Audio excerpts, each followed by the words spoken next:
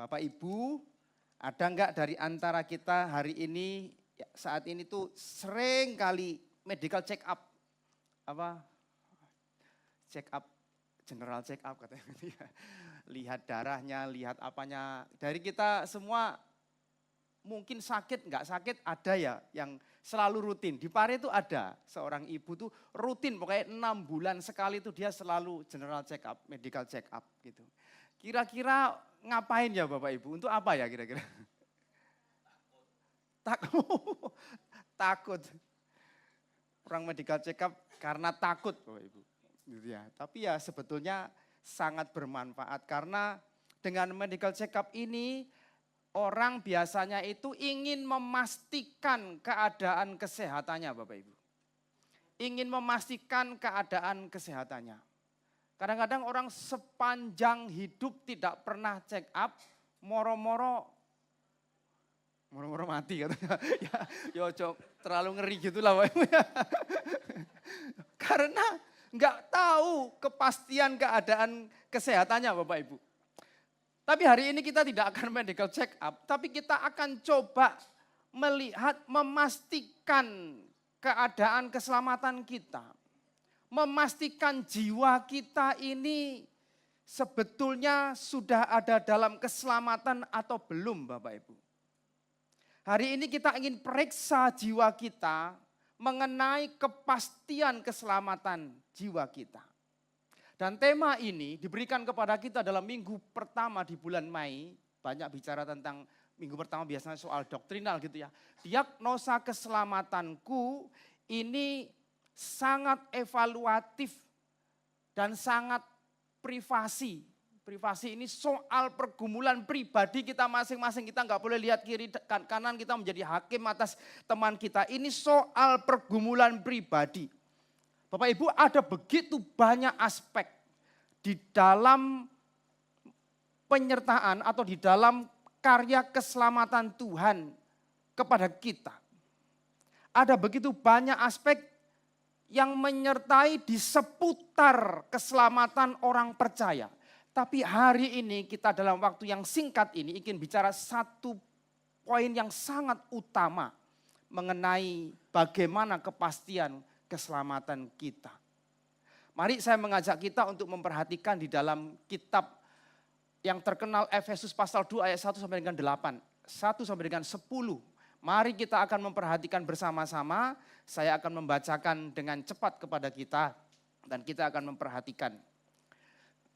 Ayat 1, kamu dahulu sudah mati karena pelanggaran-pelanggaran dan dosa-dosamu.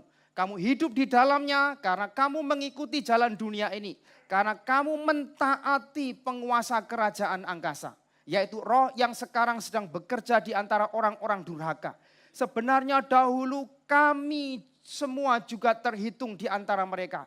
Ketika kami hidup di dalam hawa nafsu daging dan menuruti kehendak daging dan pikiran kami yang jahat.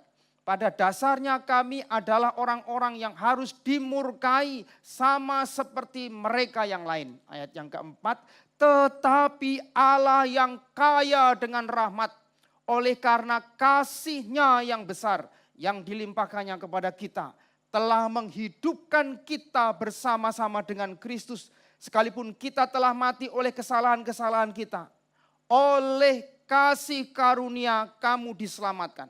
Dan di dalam Kristus Yesus Ia telah membangkitkan kita juga dan memberi tempat bersama-sama dengan Dia di sorga. Supaya pada masa yang akan datang Ia menunjukkan kepada kita kekayaan kasih karunia-Nya yang melimpah-limpah sesuai dengan kebaikannya terhadap kita dalam Kristus Yesus. Sebab karena kasih karunia kamu diselamatkan oleh iman. Itu bukan hasil usahamu, tetapi pemberian Allah. Itu bukan hasil pekerjaanmu. Jangan ada orang yang memegahkan diri. Karena kita ini buatan Allah, diciptakan dalam Kristus Yesus untuk melakukan pekerjaan baik yang dipersiapkan Allah sebelumnya.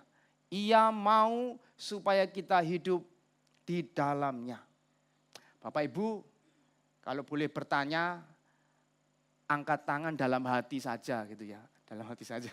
Nanti ketok uang nanti kita gak enak nanti gitu ya.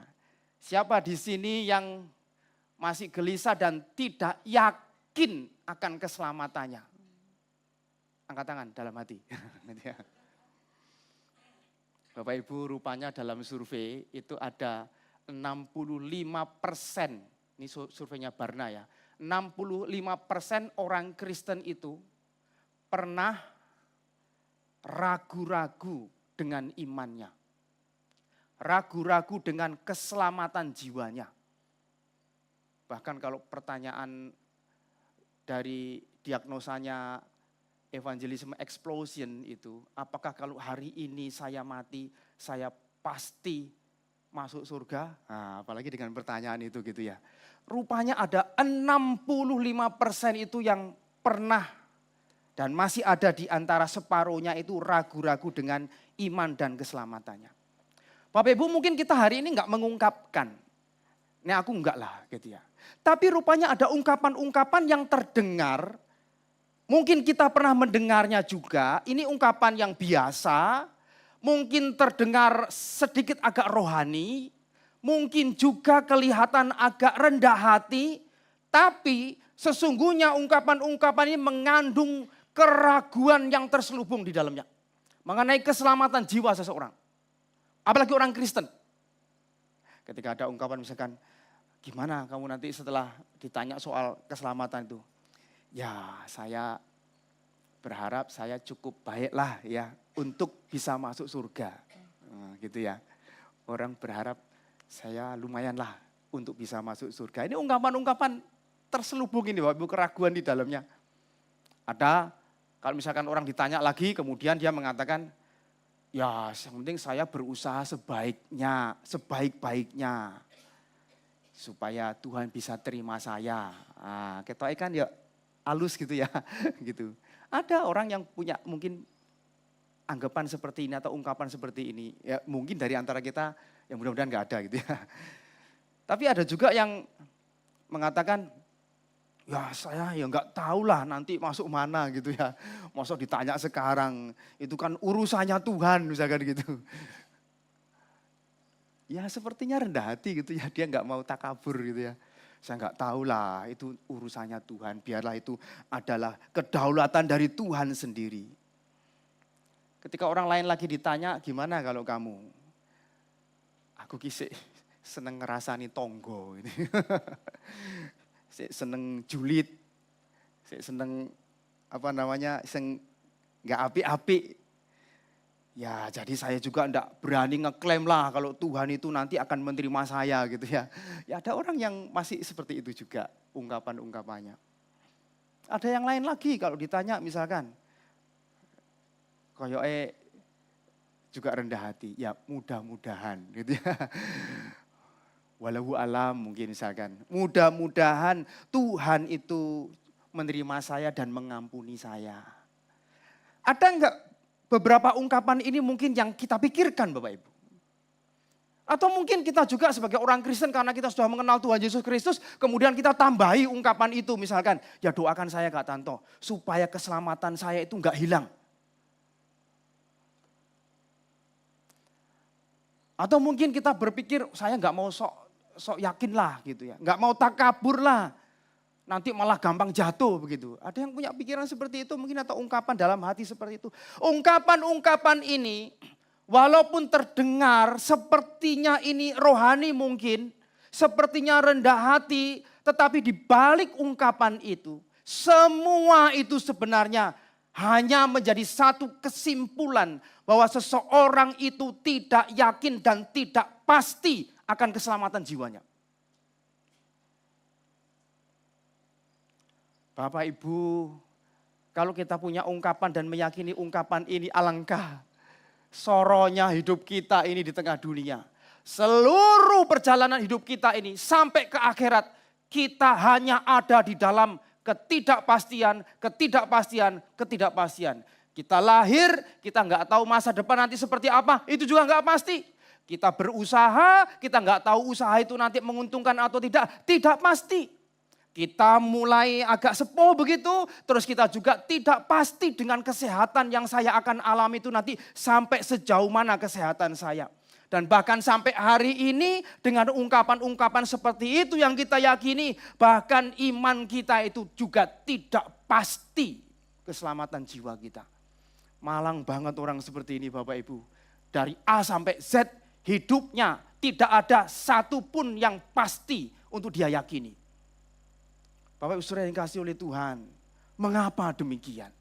Mengapa ada ungkapan-ungkapan seperti itu? Yang sangat terselubung, yang menunjukkan sebetulnya dirinya itu betul-betul tidak pasti akan keselamatan jiwanya. Mengapa Bapak Ibu? Dan hanya ada satu faktor sebetulnya yang paling utama selain daripada tambahkan faktor-faktor yang lain yang mendukung. Tapi hanya ada satu yang sebagai kesalahannya yaitu apa? Dirinya sendiri. Jasa dirinya, kelayakan diri sendiri, prestasi diri sendiri. Mengapa seseorang itu ragu-ragu?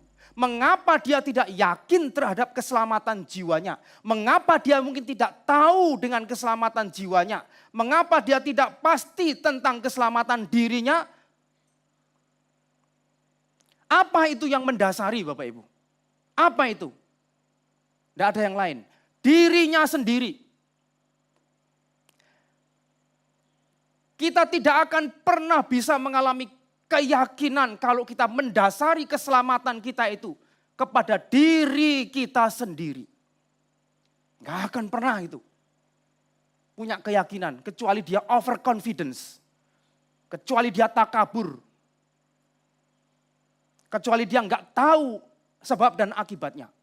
Bapak Ibu, di dalam bagian ini, ungkapan-ungkapan seperti itu Bapak Ibu sebetulnya itu sedang merendahkan anugerah Tuhan. Ungkapan-ungkapan seperti itu sebetulnya sedang mengotori dan merendahkan anugerah. Mengotori dan merendahkan kasih karunia Allah dengan mengambil tempat yang tidak selayaknya di dalam diri kita. Mengambil porsi di dalam diri kita untuk mengambil tempat di dalam anugerah itu.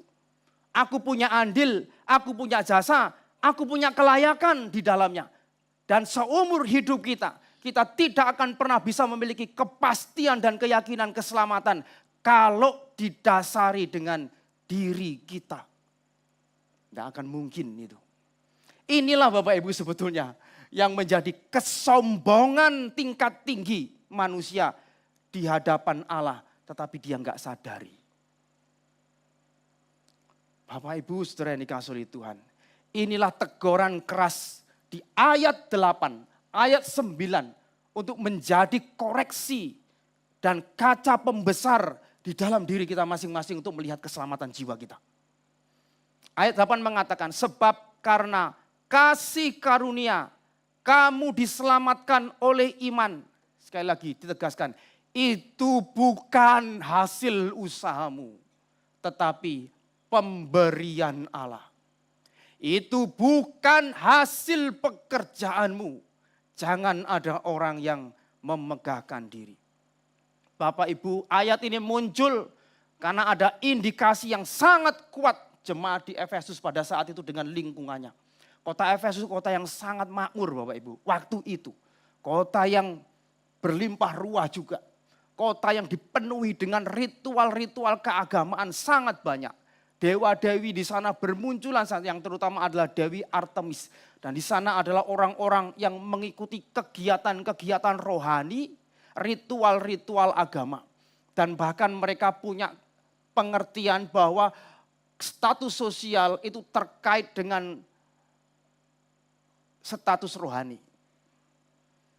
Ketaatan seseorang terkait dengan level rohani. Dan itu adalah budaya konteks waktu di sana Bapak Ibu. Di dalam konteks ini maka orang bisa berpikir Bapak Ibu. Saya kalau punya prestasi rohani, saya lebih layak untuk menerima yang baik dan diselamatkan daripada dia. Karena saya lebih baik, saya lebih religius, saya lebih bermoral. Itu yang terjadi. Walaupun di dalam jemaat Efesus itu ada dua kelompok Bapak Ibu. Ada orang Kristen dari orang Yahudi, ada orang Kristen yang non Yahudi. Kita tahu di Efesus kan di luar Yudea kan gitu ya. Ada orang Kristen Yahudi, ada orang Kristen yang bukan Yahudi. Atau kebanyakan orang Yunani, ada orang Romawinya juga.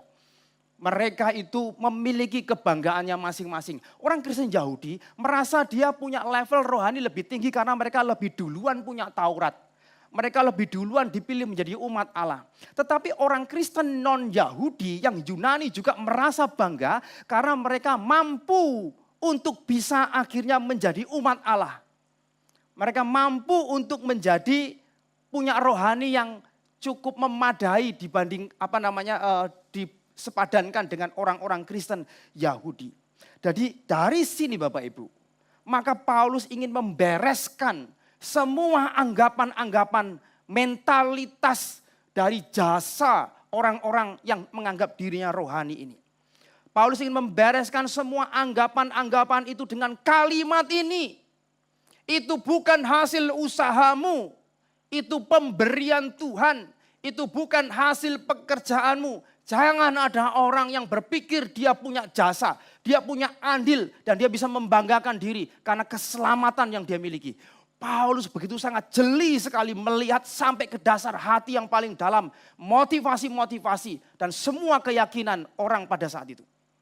Bapak Ibu Saudara yang kasih Tuhan, ini penting bagi kita. Inilah musuh terbesar daripada Injil anugerah itu sendiri. Apa itu? Ya jasa manusia, keyakinan diri sendiri. Saat seorang merasa dirinya itu punya andil di dalam keselamatan, maka disitulah ia akan sulit untuk bersandar sepenuhnya pada jasanya Yesus Kristus dalam keselamatannya. Pada saat seseorang itu merasa dirinya punya andil dan jasa dalam keselamatannya, maka ia bisa menjadi orang yang gampang menghakimi dan merendahkan orang lain yang kurang rohani Bapak Ibu. Saya kan pendeta Bapak Ibu. Kalau mau diterapkan di sini, saya merasa lebih bangga. Saya melayani. Dan dalam perjalanan pelayanan saya, pergumulan-pergumulan itu kadang muncul. Dan saya jatuh di dalam kesombongan ini Bapak Ibu. Ketika kita mendoakan jemaat yang gak setia, kita mendoakannya dengan gregetan Bapak Ibu. Iya kan? Wes Tuhan urus ono Tuhan ya gitu. Udah berkali-kali gitu ya. Ini kesombongan rohani Bapak Ibu. Merasa saya punya jasa, saya punya andil lebih dibandingkan jemaat itu. Saya melayani full time Tuhan. Dan itu adalah doa-doanya orang Farisi Bapak Ibu. Saya jatuh di dalam dosa yang seperti itu. Bapak Ibu, ini penting. Padahal di ayat 1 sampai ayat 3, Paulus kasih tahu kepada kita keadaan kita ini yang sebetulnya sama sekali tidak punya harapan. Sama sekali tidak ada nilainya. Sama sekali kita orang yang tidak memiliki hal yang sangat baik. Dan kita adalah orang-orang yang harus binasa. Ayat 1, ayat yang ketiga. Kita orang-orang yang harus dimurkai oleh Tuhan. Bapak Ibu, kalau hari ini mungkin Bapak Ibu, kita masih ragu dengan keselamatan kita. Itu lebih baik.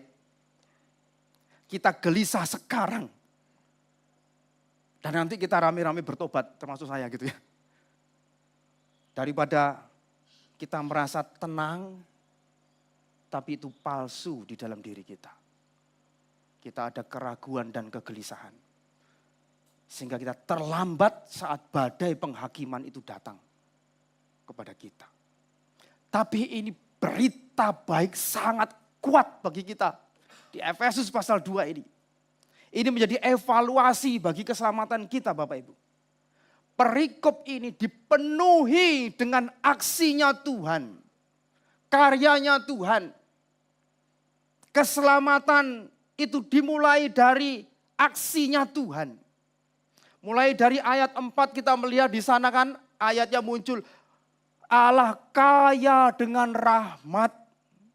Kasihnya dilimpahkan ayat 4. Ayat 5 pun muncul juga kalimat itu. Kasih karunia kamu diselamatkan.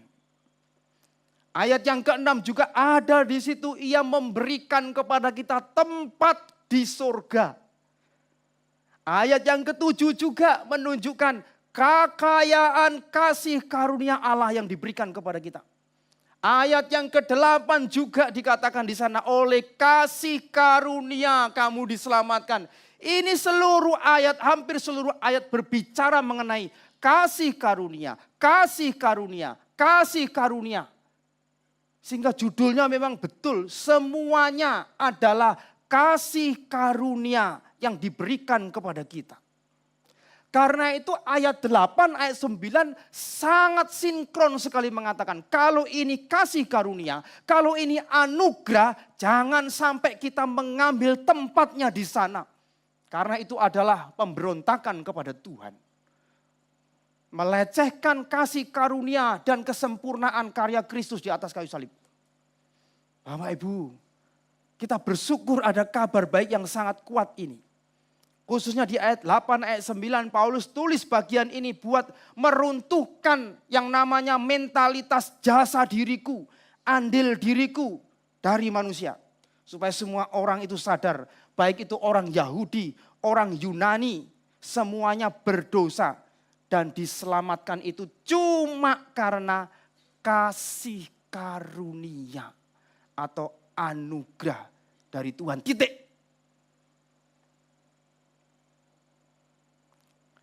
Jadi enggak ada yang bisa menyombongkan diri Bapak Ibu. Tidak ada jasa. Tidak ada yang lebih baik. Tidak ada yang andil. Siapapun tidak ada. Tuhan Yesus mengajarkan hal yang sama Bapak Ibu. Seluruh kisah Injil Tuhan Yesus itu mengajarkan konsep yang sama. Cerita anak yang hilang, domba yang hilang, dirham yang hilang, doa pemungut cukai, kemudian juga kalimat-kalimat berbahagia yang lainnya, berbahagialah yang miskin, dan masih banyak yang lain. Semua itu hanya untuk mengingatkan kepada kita bahwa kita sepenuhnya membutuhkan belas kasih. Kasih karunia, anugerah, titik, gak ada yang lain. Bapak Ibu kalau ada kita jalan kemudian di bawah kolong jembatan ada pengemis di situ ya, wah kita kemudian membantu gitu ya. Ya tidur di bawah kolong jembatan berarti gak punya rumah, kita bikinkan rumah, kita siapkan semua, kasih pekerjaan dan lain sebagainya. Kita sampai segitunya ya kita membantu pengemis ini. Tapi Bapak Ibu kemudian pengemis ini ngomong, ya bantuan sakmono kurang gitu ya. Aku yo iso jane nek kerja yo iso dapat segitu. Kira-kira bagaimana Bapak Ibu menilai pengemis ini Bapak Ibu? Mungkin kayak mandra, sombong amat gitu ya. Kita ini orang percaya adalah pengemis di hadapan Tuhan. Melalui iman menerima anugerah itu, yaitu keselamatan di dalam Tuhan Yesus Kristus. Maka tidak ada bisa kita memberi. Jangan merasa kita bisa. Jangan merasa kita mampu. Jangan merasa kita layak. Yang penting adalah kanseju. Kanseju. Sekarang Bapak Ibu, mari kita diagnosa keselamatan kita. Bagaimana dengan kita? Apa masih ada keraguan di dalam diri kita? Masih ada ungkapan-ungkapan, aku ki sik dosa, aku ki sik ini. Masih ada Bapak Ibu? Di dalam benak kita, di dalam batin kita. Kita belum percaya. Atau mungkin kita sudah percaya, kalau masih ada keraguan-raguan itu. Karena kita belum percaya dan mempercayakan diri kita sepenuhnya kepada jasanya Yesus Kristus 100% di atas kayu salib untuk menyelamatkan kita. Roma 3 ayat 23 sampai 24 mengatakan, karena semua orang telah berbuat dosa dan telah kehilangan kemuliaan Allah, dan oleh kasih karunia telah dibenarkan dengan cuma-cuma karena penebusan dalam Kristus Yesus. Kita diberkati dengan pujian dari anak-anak tadi. Hutang dosaku, lunas. Lunas. Percaya Yesus pasti diselamatkan. Hutang dosaku lunas. Kadang-kadang kita yang merasa sendiri belum lunas, Bapak Ibu. Karena kita tidak mengakui legalisir dari karya Yesus Kristus. Lunas. Mari Bapak Ibu, periksa hati kita. Hidup kita. Sudahkah saya benar-benar mengalami keselamatan yang sejati? Jika belum, Bapak Ibu, hari ini datanglah pada Tuhan Yesus. Sepenuhnya percayakan diri kita kepada pengorbanan Yesus Kristus. Bapak Ibu waktu duduk, biasanya yang paling penting tuh pastikan apanya Bapak Ibu? Pastikan apanya? Kursinya. Kalau ada kursi kayu, rodok apa jenenge reot ngono. Biasanya kalau kita mau duduk, pastikan apanya Bapak Ibu? Kekuatan dari kursinya kan? Goyang-goyang sing ini. Cukup iso lah gitu ya. Bobot saya cuma 59 gitu ya. Kursinya ini cakap kuat untuk menopang saya. Bapak Ibu, ini penting bagi kita. Pastikan kursinya kuat. Bukan keyakinan saya. Bukan keyakinan saya. Saya yakin-yakinnya Bapak Ibu. Saya yakin pasti bisa ini. Lagi lapuk Nyakinkan diri saya pasti bisa. Tak lunggui, jemblos Bapak Ibu ya. Yang utama kursinya ini kuat Bapak Ibu. Dalam keselamatan Yesus Kristus, yang paling utama itu adalah karya keselamatan itu sempurna. Itu yang kita yakini. Bukan keyakinan saya ini yang tak yakin-yakin gitu ya. Kita percaya, mempercayakan diri kita.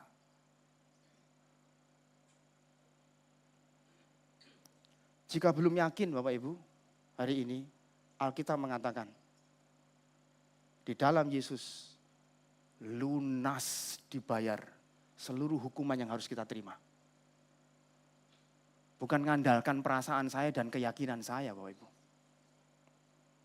Jika hari ini kita masih ragu, tidak yakin, tidak jelas, tidak pasti, lihat Bapak Ibu. Kalau diterus-teruskan kita akan terus mengalami gelisah, rasa takut, bahkan seluruh hidup kita akan memikirkan hal-hal tersebut. Apapun yang kita lakukan juga tidak akan mengalami damai sejahtera. Apapun yang kita lakukan itu motivasinya sudah berbeda dan lain dari apa yang Tuhan maksudkan. Mari hari ini percayakan sepenuhnya keselamatan itu dalam Yesus Kristus. Jangan mencari kepastian itu di dalam diri saya, di dalam diri kita. Tetapi harus arahkan pandangan kita kepada karya Yesus yang sempurna. Sempurna. Keyakinan keselamatan itu memang akan terus bertumbuh Bapak Ibu. Kita mungkin akan mengalami kebimbangan, jatuh bangun dan lain sebagainya dalam perjalanan iman kita. Tapi jangan mengandalkan perasaan kita. Keyakinan dalam diri kita. Jangan mengandalkan itu. Tetapi pegang janji Tuhan.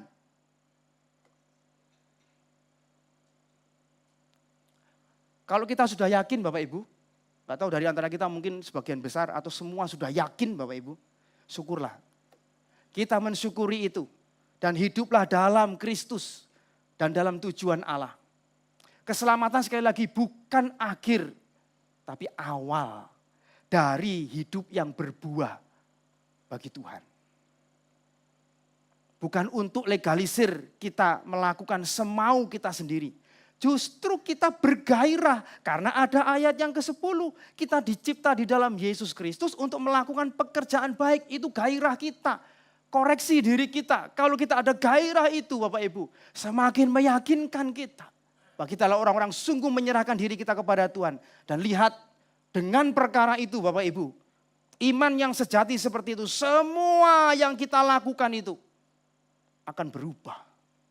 Cara pandang kita, motivasi kita, rasa syukur kita kepada Tuhan. Bukan lagi dengan ketakutan, bukan lagi dengan kegelisahan, bukan lagi dengan motivasi untuk supaya masuk surga atau menghindari neraka. Bukan lagi itu. Tetapi untuk Tuhan.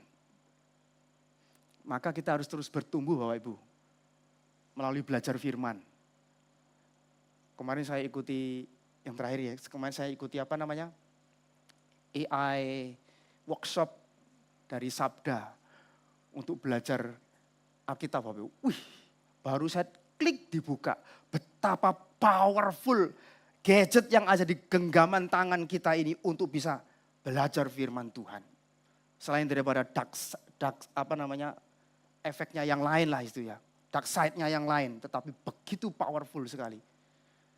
Ada di sini semua, perpustakaan teologi seluruh dunia ada di sini Bapak Ibu. Kapan-kapan nanti Dr. Novian ngajari lagi ya Dr. Novian. Dan kita lihat iman kita akan semakin bertumbuh. Di dalam doa kita, di dalam komunitas gereja yang sehat, itu yang akan semakin memperkuat iman kita dan kepastian kita. Saya tutup dengan 2 Korintus 13 ayat 5. Ujilah dirimu sendiri. Apakah kamu tetap tegak di dalam iman?